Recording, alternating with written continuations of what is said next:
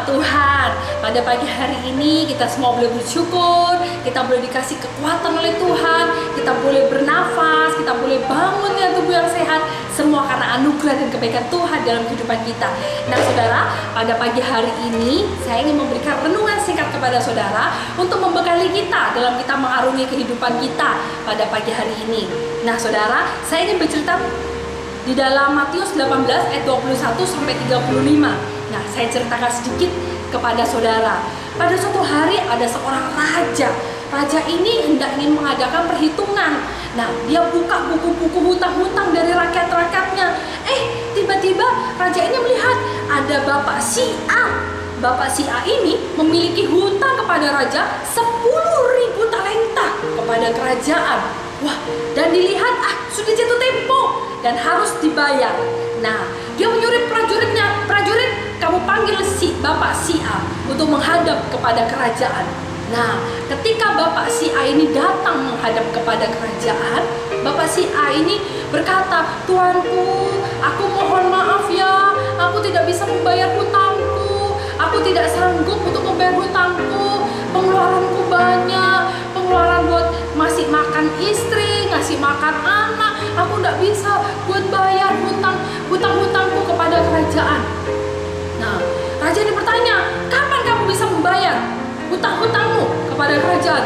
"Maafkan aku tuanku, aku tidak sanggup lagi untuk membayar hutang ini, aku minta maaf tuanku." Dia terus memohon belas kasihan raja, dia terus memohon hingga pada suatu saat raja itu berbelas kasihan kepada Bapak si A. Raja itu merasa kasihan melihat Bapak si A sudah tidak sanggup untuk membayar hutang-hutangnya.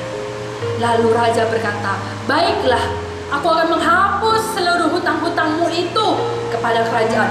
Wow, betapa gembiranya Bapak si A saat mendengar raja itu berkata bahwa hutangnya sudah dihapus oleh raja. Wah, dengan hati yang sangat gembira, Bapak si A pulang ke rumahnya. Tiba-tiba saudara, saat di tengah perjalanan Bapak si A itu baru keluar dari kerajaan, Bapak si A bertemu dengan Bapak si B. Itu dia Bapak si B. Bapak si B mempunyai utang 100 dinar kepadaku. Bayangkan saudara, 10.000 dengan 100 sama mana? Besar 10.000 saudara. Nah, waktu Bapak si A melihat Bapak si B yang mempunyai hutang 100 dinar itu, lalu Bapak si A menghampiri Bapak si B. Bapak si B, Bapak mempunyai hutang kepada saya 100 dinar. Ayo, cepat bayar hutang itu." Lalu Bapak si B bilang, "Saya belum punya uang. Kasih saya perpanjangan waktu ya. Kasihan saya, kasih saya perpanjangan waktu ya. Pasti saya bayar. Tunggu sebentar lagi, saya pasti akan membayar." "Bohong kamu. Kamu pasti tidak niat mau membayar kan?" Nah, akhirnya dengan kemarahan dari Bapak si A, Bapak si B dimasukkan ke dalam penjara. Wow, kejam sekali Bapak si A ini ya. Nah, di sana ada beberapa orang yang melihat kejadian itu. Lalu dia melaporkan kepada raja. Raja begitu marah. Dia begitu marah kepada Bapak si A. Lalu raja berkata, "Panggil Bapak si A. Aku sudah menghapus hutangnya 10.000 itu. Namun dia tidak bisa mengampuni temannya yang hanya berhutang 100 dinar itu." Nah, saudara, kejam sekali Bapak si A ya. Padahal Bapak si A sudah diampuni, sudah dilunasi segala hutang-hutangnya. Tapi saat dia harus mengampuni, saat dia harus memberi belas kasihan kepada temannya Bapak si B, dia tidak mau. Nah, dari cerita ini apa yang bisa kita tangkap saudara? Apa yang bisa kita dapat?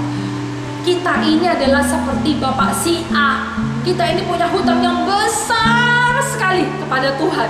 Dosa-dosa kita kepada Tuhan itu besar sekali dan sangat banyak kepada Tuhan.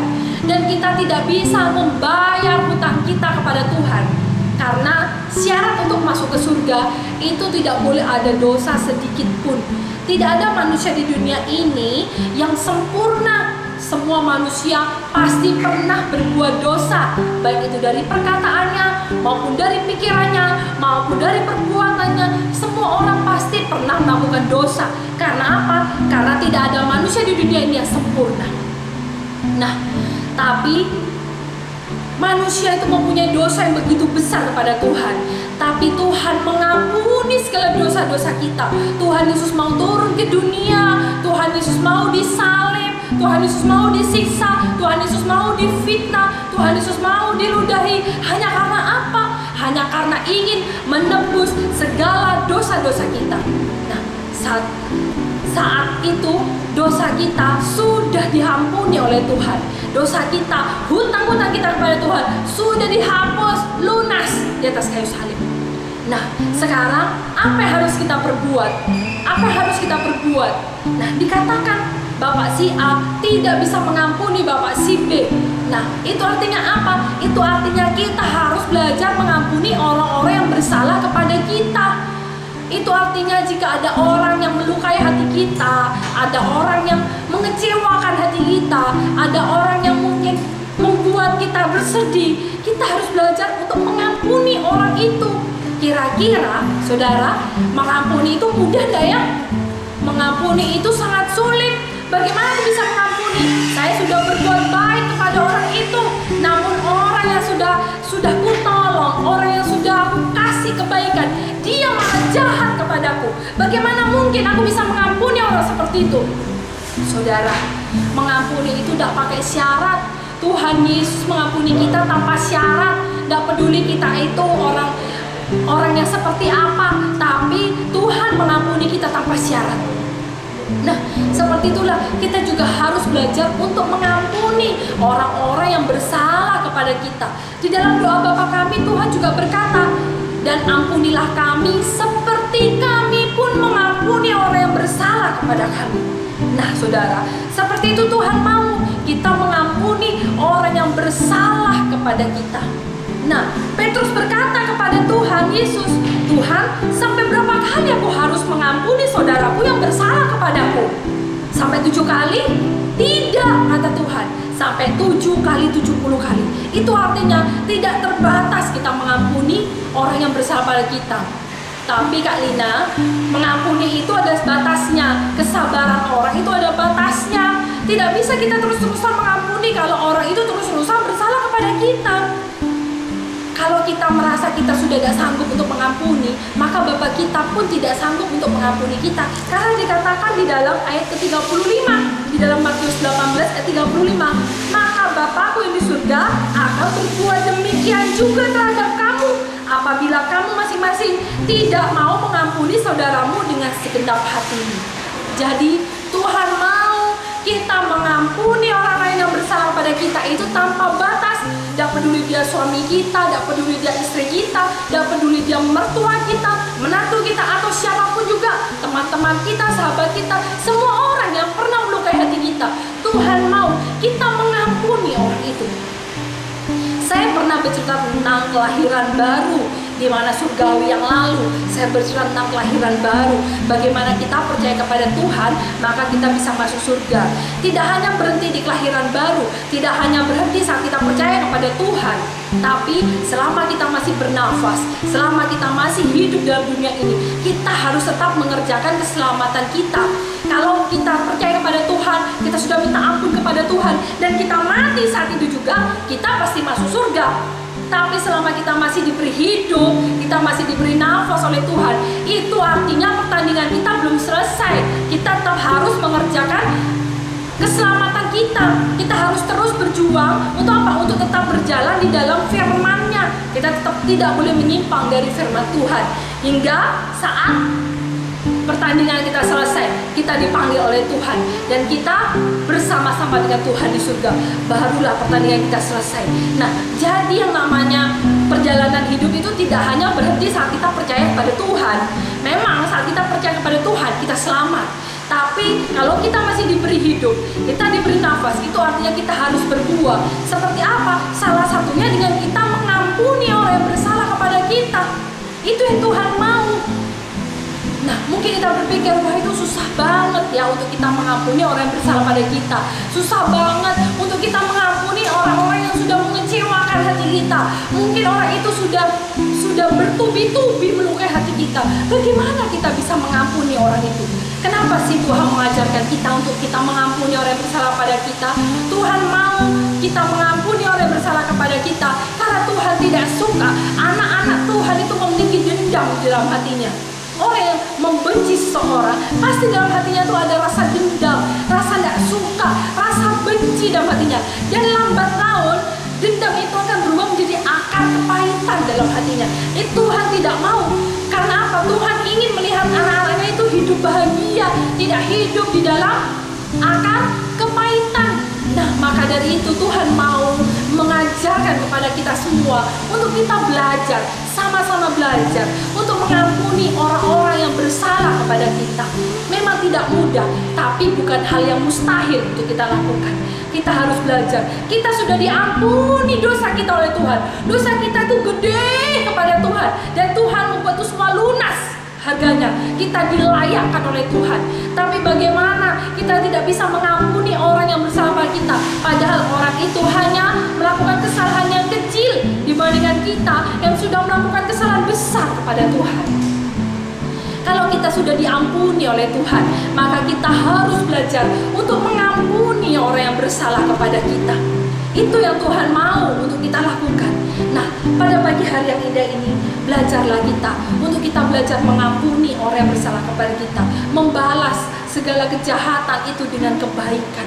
Percayalah, Tuhan bersama dengan kita, maka kita akan lalui hal-hal besar, perkara-perkara besar bersama Tuhan. Kita berpikir, dah enak ya jadi orang baik, dah enak ya jadi anak Tuhan, disuruh melakukan hal-hal yang sulit, yang tidak bisa aku lakukan, dah enak ya. Nah, saudara, kebaikan yang kita tanamkan kepada orang itu tidak akan terbuang dengan sia-sia. Tuhan melihat setiap kebaikan yang kita tanamkan, baik kepada orang yang sudah mengecewakan kita maupun kepada orang yang tidak mengecewakan kita. Kita tanamkan terus kebaikan, kita kasih terus kebaikan. Percayalah, Tuhan pasti akan membalas kebaikan itu. Mungkin bukan dengan orang yang kita tolong, tapi dengan orang-orang yang tidak kita kenal. Mungkin dia orang yang tidak kita kenal. Tuhan bisa pakai segala cara untuk apa? Untuk mengembalikan kebaikan kita. Karena Tuhan itu tidak pernah berhutang. Tuhan itu sangat baik. Tuhan itu sangat baik kepada kita. Nah, saudara, teruslah kita berbuat baik. Teruslah kita belajar untuk mengampuni orang-orang yang bersalah pada kita. Memang tidak mudah, tapi saya yakin kalau kita mau mencoba, kalau kita mau belajar, kalau kita mau tunduk kepada firman, kekuatan itu berasal dari Tuhan. Tuhan yang memberikan kekuatan itu sehingga kita mampu mengampuni orang-orang yang bersalah pada kita. Mungkin kita benci kepada suami kita, mungkin kita benci banget kepada istri kita, mungkin istri kita, suami kita banyak melukai hati kita. Mungkin kita sudah tidak tahan lagi menghadapi itu. Mungkin mertua kita, mungkin menantu kita, mungkin teman-teman kita, sahabat-sahabat kita yang sudah dekat dengan kita, tiba-tiba dia melukai hati kita, dia mengecewakan kita, sehingga sudah cukup, aku sudah tidak bisa mengampuni kamu lagi, aku sudah capek, hatiku sudah terlalu banyak luka di dalam hatiku, aku sudah tidak mampu lagi untuk mengampuni. Nah, firman Tuhan pada pagi hari ini berkata, ampunilah semua orang yang bersalah kepada kita, karena seperti itulah Tuhan akan mengampuni segala dosa-dosa kita. Nah, saudara, belajarlah untuk kita mengampuni orang yang bersalah kepada kita, seperti Yusuf. Kalau kita lihat kisah Yusuf ya, Yusuf itu adik paling kecil ya, dia anak nomor 11 dari Ishak. Dan dia punya 10 kakak di atasnya. Kakak-kakaknya tidak suka kepada Yusuf, sehingga Yusuf dimasukkan sumur, Yusuf dijual, Yusuf dijadikan budak, ya kan? Yusuf dipenjara. Nah, mungkin dia mikir, aku benci kepada kokoku, aku sudah tidak tahan lagi kepada kokoku. Kenapa kokoku begitu jahat terhadap aku? Aku adiknya sendiri loh, kenapa aku dijual seperti ini? Tapi apa yang dilakukan Yusuf? Yusuf tetap mengampuni koko-kokonya yang sudah jahat kepada dia. Apa itu mudah buat Yusuf? Tidak, tentu tidak mudah. Tapi Yusuf tetap mau taat kepada firman Tuhan. Yusuf tahu bahwa ada perkara indah, ada rencana indah yang Tuhan sudah siapkan buat diri Yusuf. Nah, begitu dia percaya betul bahwa Tuhan yang dia sembah, Tuhan yang dia kenal, bukanlah Tuhan yang suka membohongi dirinya, Tuhan yang senantiasa bisa dipercaya. Maka dari itu Yusuf bisa mengampuni karena kekuatan itu berasal dari Tuhan. Kekuatan itu berasal dari Tuhan. Tuhan. Mungkin kalau kita tidak mengandalkan Tuhan, kita tidak akan pernah mampu mengampuni orang yang bersalah kepada kita. Tapi kalau kita punya Tuhan yang dahsyat, kita punya Tuhan yang ajaib, Tuhanlah yang memampukan kita untuk kita bisa memberikan kata maaf kepada orang yang bersalah kepada kita. Kita mau mengampuni, mungkin tidak bisa secepat itu kita melupakan kesalahan orang. Tapi percayalah, jika kita mau mencoba, kita mau belajar untuk mengampuni orang itu, maka percayalah Tuhan pasti akan membantu kita untuk kita memberikan kata maaf, sehingga kita bisa menanamkan kebaikan demi kebaikan demi kebaikan kepada orang itu. Nah, seperti saudara, kita mau belajar pada pagi hari yang indah ini. Saya mengajak saudara, siapapun orang yang bersalah kepada kita, saya tidak tahu siapa sih orang yang bersalah pada saudara, siapa yang mungkin sudah pernah melukai hati saudara, yang pernah membuat saudara sampai menangis, siapa saya tidak tahu. Apakah itu orang terdekat saudara atau itu orang lain, saya tidak tahu. Tapi Tuhan tahu isi hati saudara. Apakah saat ini saudara terluka? Apakah saat ini saudara punya dendam kepada orang lain? Mungkin saudara membenci orang lain. Mungkin saudara sudah tidak tahan lagi menghadapi orang lain. Tuhan berkata pada pagi hari ini, ampunilah mereka yang bersalah kepada kita. Belajarlah untuk mengampuni. Percayalah Tuhan itu tidak buta. Tuhan itu selalu melihat apapun yang kita lakukan. Kalau kita belajar untuk membalas segala kejahatan itu dengan kebaikan, percayalah Tuhan kita tidak pernah berhutang. Tuhan kita akan pakai segala cara. Tuhan kita akan mengirimkan orang-orang yang baik kepada kita. Mungkin orang itu tidak kita kenal, mungkin orang itu tidak pernah kita kenal, tapi orang itu bisa memberikan kebaikan kepada kita. Nah saudara, percayakanlah hidup kita kepada Tuhan, karena Tuhanlah penjuna kita, Tuhanlah yang membentuk kita. Tuhan ingin kita untuk belajar mengasihi orang lain. Tuhan ingin kita belajar mengampuni orang lain. Nah saudara, pada pagi hari ini saya mengajak saudara untuk mengampuni orang lain. Saya juga belajar, kita sama-sama belajar, karena selama kita hidup dalam dunia ini tidak pernah luput dari namanya hambatan, tantangan, rintangan. Semua orang pasti pernah mengalami yang namanya proses kehidupan. Tapi percayalah, di balik proses kehidupan, Tuhan sudah memberikan pelanginya yang indah. Tuhan sudah menyiapkan janji-janjinya yang indah buat kita, asalkan kita mau taat kepada Tuhan. Pagi hari ini Tuhan mengajarkan kita untuk kita belajar untuk mengampuni orang yang bersalah kepada kita. Ayo saudara, kita minta kekuatan Tuhan, biarlah Tuhan memberikan kekuatannya, kemampuan untuk kita bisa mengampuni orang yang bersalah kepada kita. Yuk kita mau berdoa kepada Tuhan. Terima kasih ya Bapa, terima kasih Roh Kudus buat semua yang sudah Tuhan beri dalam kehidupan kami. Tuhan, kami sungguh mengucap syukur dan berterima kasih. Engkau Allah yang begitu baik dalam kehidupan kami, sudah mengampuni segala dosa-dosa kami. Dosa kami yang begitu besar, mungkin kami sudah tidak layak untuk masuk surga, namun Engkau melayakkan kami Tuhan. Biarlah Tuhan selama kami hidup, kami boleh mengerjakan keselamatan kami dengan baik. Terima kasih ya Bapa, ajari kami untuk kami terus belajar untuk mengampuni orang yang bersalah kepada kami. Ajari kami, berikan kepada kami kekuatan, kemampuan Tuhan, kesanggupan untuk kami bisa mengampuni orang-orang yang bersalah kepada kami. Kami percaya kami punya Tuhan yang dahsyat, supaya hati kami boleh bahagia. Kami tidak ingin hidup dalam kedendaman, kami tidak ingin hidup dalam kebencian, kami tidak ingin hidup dalam akar kepahitan, tapi kami ingin menjadi orang yang terbebas. Kami ingin belajar untuk mengampuni siapapun orang yang bersalah kepada kami. Kami ingin belajar untuk mengampuni ya Bapa, karena kami sudah diampuni oleh Engkau ya Bapa. Terima kasih Tuhan, terima kasih Roh Kudus, menyerahkan hari ini dari pagi hingga pada malam harinya ke dalam tangan-Mu Tuhan. Kami percaya Tuhan, Engkau berkuasa, Engkau berkarya, Engkau berdaulat atas hidup kami. Terima kasih Tuhan, hanya di dalam nama Tuhan Yesus kami berdoa. Amin. Amin. Tuhan Yesus menyertai saudara. Dadah.